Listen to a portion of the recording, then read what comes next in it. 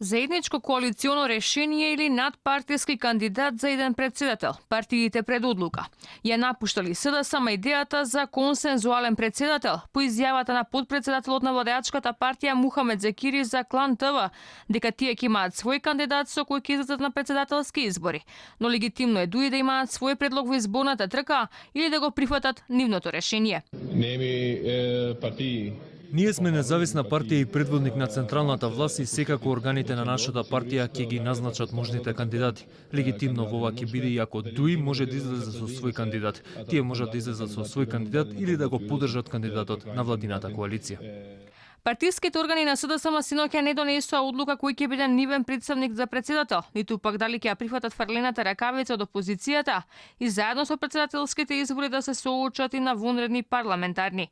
Генералниот секретар Кирацовски синоќа индиректно ги потврди информациите кои ги објавуваше Алфа, дека постои несогласување помеѓу таборите на Заев и Шекеринска, велејќи дека има различни мислења околу настапот на изборите, правдајќи се дека биле демократска партија. Се случи најголемата потврда дека СДСМ е крајно демократска партија.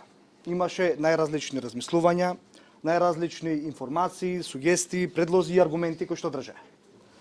СДСМ денес се водеше не од своите лични интереси, туку и од интересите на Република Македонија. СДСМ на вага ги стави и ќе ги става во следната недела интересите за Република Македонија и за граѓаните, дали е предност или недостаток да се оди на обете избори. Опозицијата пак својот кандидат за врховен командант на државата ќе го избира на партиската конвенција за 16 февруари во Струга. За сега јавно своите председателски амбиции ги искажа пратеникот Владко Ѓурчев, кој ја објави и кандидатурата.